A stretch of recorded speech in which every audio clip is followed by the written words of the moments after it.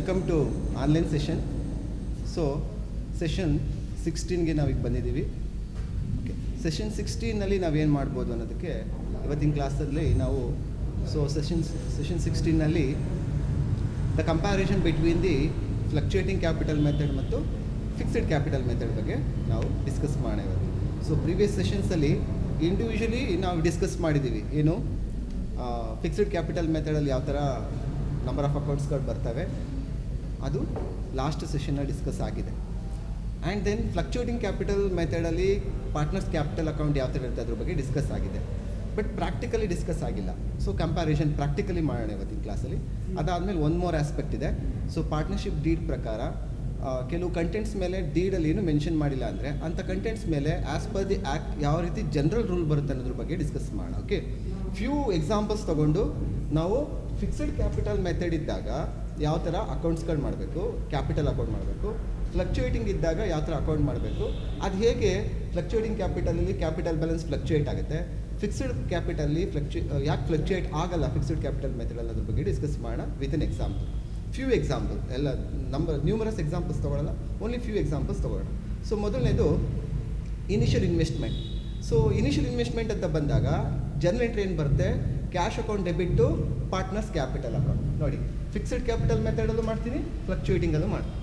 So ಏನು entry ಬರುತ್ತೆ, partners capital account credited by cash account. Say for example 3 lakhs, 2 lakhs. ಇದು fixed capital method ಇದ್ದಾಗ. Firm fluctuating capital method ಇದ್ದಾಗ ಅವಾಗ ಏನಾಗುತ್ತೆ, partners capital account credited by cash account 3 lakhs, 2 lakhs. Okay, see ಇಲ್ಲಿ partners capital account current account ಅಂತ ಇದೆ. ಈ particular transaction current ಅಕೌಂಟಲ್ಲಿ ತಗೊಳ್ಳಿಲ್ಲ, ಇಲ್ಲಿ ಪಾರ್ಟ್ನರ್ಸ್ ಕ್ಯಾಪಿಟಲ್ ಅಕೌಂಟ್ ಅಂತ ತಗೊಂಡೆ. ಫ್ಲಕ್ಚುಯೇಟಿಂಗ್ ಕ್ಯಾಪಿಟಲ್ ಅಕೌಂಟಲ್ಲಿ ಕ್ಯಾಪಿಟಲ್ ಮೆಥಡಲ್ಲಿ ಒಂದೇ ಒಂದು ಅಕೌಂಟ್ ಬರುತ್ತೆ, that is called partners capital account. Next, interest on capital. Interest on capital it is another one transaction. ಅದೆಲ್ಲಿ ಬರುತ್ತೆ, ಅದು ಪಾರ್ಟ್ನರ್ಸ್ ಕರೆಂಟ್ ಅಕೌಂಟಲ್ಲಿ ಬರುತ್ತೆ. ಸೊ ಇಲ್ಲೇನು ತಗೋತೀವಿ, by interest on capital account. Entry ಏನು, partners current account debit to partners current account credited, interest on capital account debited. So say for example ಒಂದು 30,000 rupees ಎಗೆ ಇಂಟ್ರೆಸ್ಟ್ ಬರುತ್ತೆ ವರ್ಷಕ್ಕೆ, ಒಂದು 20,000 rupees ಬಿಗೆ ಇಂಟ್ರೆಸ್ಟ್ ಬರುತ್ತೆ.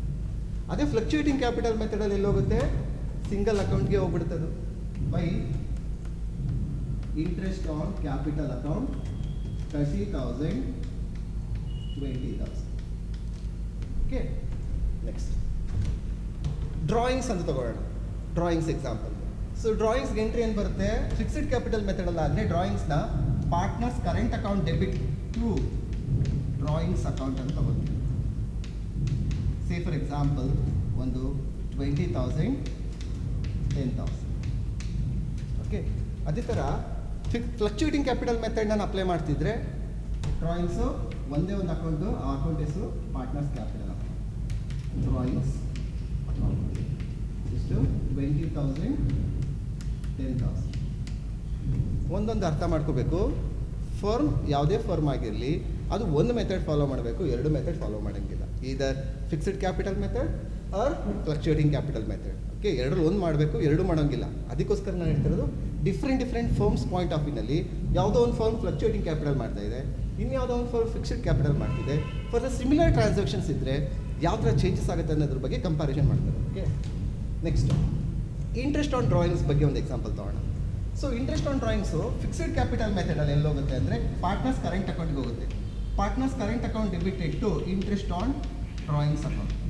ಸೇ ಫಾರ್ ಎಕ್ಸಾಂಪಲ್ 2,000, 1,000 ಇವೆಲ್ಲ ಎಸ್ಯೂಮ್ಡ್ ಫಿಗರ್ಸ್. ಓಕೆ, ನೆಕ್ಸ್ಟ್ ಅದೇ ಫ್ಲಕ್ಚುಯೇಟಿಂಗ್ ಕ್ಯಾಪಿಟಲ್ ಮೆಥಡ್ ಫಾಲೋ ಮಾಡ್ತಿದ್ರೆ ಕ್ಯಾಪಿಟಲ್ ಅಕೌಂಟ್ ಹೋಗುತ್ತೆ to interest on drawings account 2,000, 1,000. Okay, next one more transaction, profit and loss appropriation account ಅಂತ ತಗೊಳ್ಳಿ. ಸೊ ಫೈನಲ್ ಆಗಿ ಬರುತ್ತಲ್ಲ, after appropriation of all the expenses, so ಏನು profit available ಇರುತ್ತೆ ಅದು partners capital ಅಕೌಂಟ್ಗೆ ಆ್ಯಡ್ ಆಗುತ್ತೆ. So in case of fixed capital method ಆದರೆ ಅದು ಕರೆಂಟ್ ಅಕೌಂಟ್ಗೆ ಹೋಗುತ್ತೆ, ಕರೆಂಟ್ ಅಕೌಂಟ್ ಕ್ರೆಡಿಟ್ ಆಗುತ್ತೆ, profit and loss appropriation account debit ಆಗುತ್ತೆ. So the entry is by profit and loss appropriation account. Okay, say for example 30,000 20,000 ಅನ್ಕೊಳ್ಳಿ, example assume. ಅದೇ fluctuating capital method ಆದರೆ same entry, ಅಲ್ಲಿ partners capital account credit ಆಗುತ್ತೆ.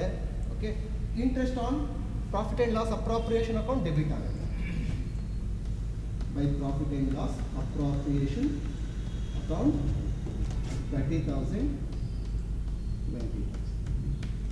See, so there are 1 2 3 4 5 transactions are taken.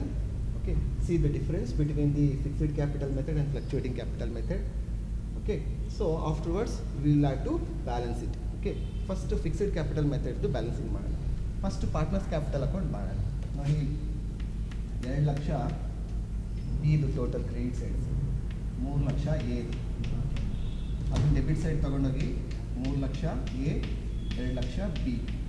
ಇಲ್ಲಿ 0 ಇದೆ ಅನ್ಕೋಬೇಕು. 0 ಇಂದ 2 ಲಕ್ಷ ಕಳೆದ್ರೆ 2 ಲಕ್ಷನೇ. Okay, 3 ಲಕ್ಷದಿಂದ 0 ಕಳೆದ್ರೆ 3 ಲಕ್ಷ. ಇದು to balance carry down. Okay, ಇದೆಲ್ಲಿಗೆ ಬರುತ್ತೆ? ಬ್ಯಾಲೆನ್ಸ್ ಶೀಟಿಗೆ ಬರ್ತಿದ್ದು. ನೋಡಿ ಬ್ಯಾಲೆನ್ಸ್ ಶೀಟ್ ಮಾಡಿ, ನೋಡಿ ಬ್ಯಾಲೆನ್ಸ್ ಶೀಟ್ ನೋಡಿ, ಇಲ್ಲಿ capital account A B, A 3 lakh, B 2 lakh, total 5 lakh. ಆಯಿತಾ? ನೆಕ್ಸ್ಟ್ ಕರೆಂಟ್ ಅಕೌಂಟ್ ಕ್ಲೋಸ್ ಮಾಡಿ. ಇಲ್ಲಿ debit side 40,000, sorry credit side 40,000, then ಏದು 60,000. ಓಕೆ, ದೆನ್ ಡೆಬಿಟ್ ಸೈಡ್ ತೊಗೊಂಡೋಗಿ 60,000 40,000. 40,000ದಲ್ಲಿ 11,000 ಹೋದ್ರೆ ಎಷ್ಟು? 29,000. 60,000ದಲ್ಲಿ 22,000 ಹೋದ್ರೆ ಎಷ್ಟು? 38,000. Okay, so to balance carry down. Again ಇದು ಅಷ್ಟೇ, ಎಲ್ಲಿಗೆ ಹೋಗುತ್ತೆ? ಈ ಪರ್ಟಿಕ್ಯುಲರ್ ಪೋರ್ಷನ್ ಬ್ಯಾಲೆನ್ಸ್ ಶೀಟ್ಗೆ ಹೋಗುತ್ತೆ. ಏನಂತ ಹೆಸರು ಕೊಡ್ತೀವಿ ಅಲ್ಲಿ? Partners current account. Partners current account A B. A ಎಷ್ಟು? 38,000, ಬಿ ಎಷ್ಟು? 29,000. ಓಕೆ, ಎರಡನ್ನು ಕೂಡಿಸಿದ್ರೆ ಎಷ್ಟು ಬರುತ್ತೆ? 67,000. ನೋಡಿ, ಯಾವ ಬ್ಯಾಲೆನ್ಸ್ ಶೀಟ್ನಲ್ಲಿ ಅಂದರೆ ಯಾವ ಫರ್ಮ್ಸಲ್ಲಿ ಡಿಫ್ರೆಂಟ್ ಫರ್ಮ್ಸ್ ನೋಡಿದಾಗ ಆ ಫರ್ಮ್ಸ್ನ ಬ್ಯಾಲೆನ್ಸ್ ಶೀಟ್ನಲ್ಲಿ 2 ಅಕೌಂಟ್ ಇದ್ದರೆ ಓನರ್ಸ್ಗೆ, ನೋಡಿ ಕ್ಯಾಪಿಟಲ್ ಅಕೌಂಟ್ ಅನ್ನೋದಿದ್ದು ಪಾರ್ಟ್ನರ್ಸ್ ಕರೆಂಟ್ ಅಕೌಂಟ್ ಅಂತ ಏನಾದಿದ್ರೆ ಬ್ಯಾಲೆನ್ಸ್ ಶೀಟಲ್ಲಿ, ಆ ಒಂದು ಫರ್ಮು ಫಿಕ್ಸ್ಡ್ ಕ್ಯಾಪಿಟಲ್ ಮೆಥಡ್ನ ಫಾಲೋ ಮಾಡ್ತಾ ಇದೆ. ಪಾರ್ಟ್ನರ್ಸ್ ಕ್ಯಾಪಿಟಲ್ ಅಕೌಂಟ್ ಪ್ರಿಪೇರ್ ಮಾಡೋಕ್ಕೆ ಫಿಕ್ಸ್ಡ್ ಕ್ಯಾಪಿಟಲ್ ಮೆಥಡ್ನ ಫಾಲೋ ಮಾಡ್ತಾ ಇದೆ ಅಂತ ಹೇಳ್ಬೋದು. Okay, that is the one way to identify which method the firm is following ಅನ್ನೋದನ್ನು ಕಂಡುಹಿಡಿಬೋದು. ನೆಕ್ಸ್ಟ್ ಫ್ಲಕ್ಚುಯೇಟಿಂಗ್ ಕ್ಯಾಪಿಟಲ್ ಮೆಥಡಲ್ಲಿ partners capital account. Fluctuating capital ಮೆಥಡಲ್ಲಿ ಪಾರ್ಟ್ನರ್ಸ್ ಕ್ಯಾಪಿಟಲ್ ಅಕೌಂಟನ್ನು ನಾವು ಕ್ಲೋಸ್ ಮಾಡೋಣ. 2,20,000, 2,40,000 ಬಿದು, 3,60,000 ಏದು. ಓಕೆ, 3,60,000, 2,40,000. 2,40,000ದಲ್ಲಿ 11,000 ಕಳಿಬೇಕು. 11,000 ಕಳೆದ್ರೆ 2,29,000 ಬರುತ್ತೆ. ಓಕೆ, 3,60,000ದಲ್ಲಿ 22,000 ಕಳೆದ್ರೆ 3,38,000 ಬರುತ್ತೆ. ಟು ಬ್ಯಾಲೆನ್ಸ್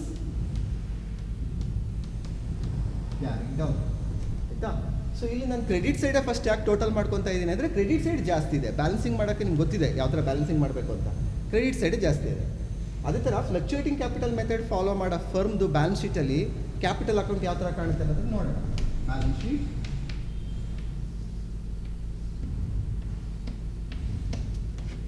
ಕ್ಯಾಪಿಟಲ್ ಅಕೌಂಟ್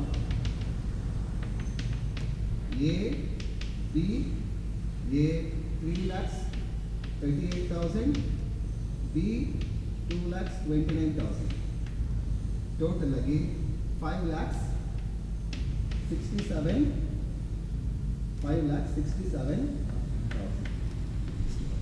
ವ್ಯತ್ಯಾಸ ಗೊತ್ತಾಯ್ತಾ?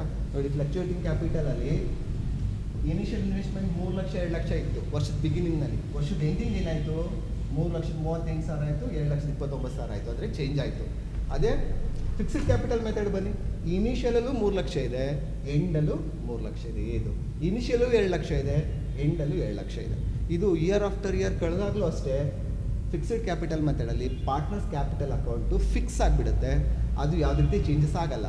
ಅದೇ ಫ್ಲಕ್ಚುಯೇಟಿಂಗ್ ಕ್ಯಾಪಿಟಲ್ ಮೆಥಡಲ್ಲಿ ಪಾರ್ಟ್ನರ್ಸ್ ಕ್ಯಾಪಿಟಲ್ ಅಕೌಂಟ್ ಫ್ಲಕ್ಚುಯೇಟ್ ಆಗುತ್ತೆ because we enter all the transactions in the single account, or we maintain all the transaction, or we record all the transaction in the single account. That account is called partners capital account under fluctuating capital method. But in the case of partners fixed capital method, we enter each and every transaction in a different manner. Therefore we have opened 2 accounts. First account partners capital account, and second account is partners current account. In the previous session we have discussed what all the transactions are entered in the partner's current account and the transactions which entered in the partner's capital account. Okay, this is what the difference between the fixed capital method and fluctuating capital. ಈಗ ಇನ್ನೊಂದು main ಎಕ್ಸಾಮಿನೇಷನಲ್ಲಿ ಇದೆ, ತುಂಬ important question ಕೇಳ್ತಾರೆ ಒಂದ್ರ ಬಗ್ಗೆ. Partnership deed ಅಂದರೆ ಕೆಲವು ಕಂಟೆಂಟ್ಸ್ನ ನಾವು ಮೆನ್ಷನ್ ಮಾಡ್ತೀವಿ. ಅದು ಸ್ಯಾಲರಿ ಬಗ್ಗೆ ಆಗ್ಬೋದು, ಇಂಟ್ರೆಸ್ಟ್ ಆನ್ ಕ್ಯಾಪಿಟಲ್ ಬಗ್ಗೆ ಆಗ್ಬೋದು, ಇಂಟ್ರೆಸ್ಟ್ ಆನ್ ಡ್ರಾಯಿಂಗ್ಸ್ ಬಗ್ಗೆ ಆಗ್ಬೋದು, ಇಂಟ್ರೆಸ್ಟ್ ಆನ್ ಅಡ್ವಾನ್ಸಸ್ ಬಗ್ಗೆ ಆಗಿರ್ಬೋದು, ಆಮೇಲೆ ಪ್ರಾಫಿಟ್ ಶೇರಿಂಗ್ ರೇಷಿಯೋ ಬಗ್ಗೆ ಆಗಿರ್ಬೋದು. ನಾವು ಡೀಡಲ್ಲಿ ಬರ್ಸ್ಕೊತೀವಿ. ಇನ್ ಕೇಸ್ ಬರೆಸಲಿಲ್ಲ, ಪ್ರಾಫಿಟ್ ಶೇರಿಂಗ್ ರೇಷಿಯೋ ಬಗ್ಗೆ ಡೀಡಲ್ಲಿ ಯಾವುದೇ ರೀತಿ ನಾವು ಬರೆಸಲಿಲ್ಲ, ಆವಾಗ ಬರೆಸಲಿಲ್ಲ ಅಂದರೂ ಪಾರ್ಟ್ನರ್ಶಿಪ್ ಆ್ಯಕ್ಟ್ ಪ್ರಕಾರ partnership profit sharing ratio mention ಇಲ್ಲ ಅಂದರೆ ನಾವು ಈಕ್ವಲ್ ಆಗಿ ಡಿಸ್ಟ್ರಿಬ್ಯೂಟ್ ಮಾಡಬೇಕು ಓನರ್ಸ್ಗೆ. ಇಂಟ್ರೆಸ್ಟ್ ಆನ್ ಕ್ಯಾಪಿಟಲ್ ಬಗ್ಗೆ ಯಾವುದೇ ರೀತಿ ಪರ್ಸೆಂಟೇಜ್ ಕೊಟ್ಟಿಲ್ಲ ಅಂದರೆ no interest ಕೊಡೋಗಿಲ್ಲ.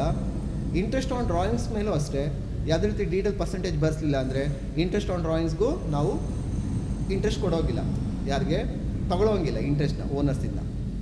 Then interest on advances ಅದ್ರ ಮೇಲೆ ನಾವು 6% ಮಾಡಬೇಕು. ಡೀಡಲ್ಲಿ ಏನೂ ಹೇಳಿಲ್ಲ ಅದ್ರ ಬಗ್ಗೆ ಅಂದರೆ ನಾವು 6%, ಅದು ಡಿಫಾಲ್ಟ್ 6% ನಾವು ಇಂಟ್ರೆಸ್ಟ್ ಆನ್ ಅಡ್ವಾನ್ಸ್ ಪೇ ಮಾಡಬೇಕು ಫರ್ಮ್ ಪಾರ್ಟ್ನರ್ಸ್ಗೆ. ಆಮೇಲೆ ಸ್ಯಾಲರಿ ಬಗ್ಗೆ ಏನು ಮೆನ್ಷನ್ ಮಾಡಿಲ್ಲ ಅಂದರೆ ಯಾವುದೇ ರೀತಿ ಸ್ಯಾಲರಿ ಕೊಡೋಗಿಲ್ಲ. ದೀಸ್ 5 ಕಂಟೆಂಟ್ಸು ಎಕ್ಸಾಮಿನೇಷನಲ್ಲಿ ಪ್ರಾಕ್ಟಿಕಲ್ ಓರಿಯೆಂಟೆಡ್ ಕ್ವೆಶನ್ ಕೇಳ್ತಾರೆ 5 ಮಾರ್ಕ್ಸ್ಗೆ. Understand?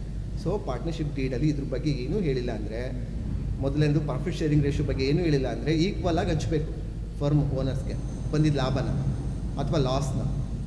Then interest on capital ಬಗ್ಗೆ ಯಾವುದೇ ರೀತಿ ರೇಟ್ ಮೆನ್ಷನ್ ಮಾಡಿಲ್ಲ ಅಂದರೆ ನೋ ಇಂಟ್ರೆಸ್ಟ್ ಕೊಡೋಂಗಿಲ್ಲ ಫರ್ಮ್ ಪಾರ್ಟ್ನರ್ಸ್ಗೆ.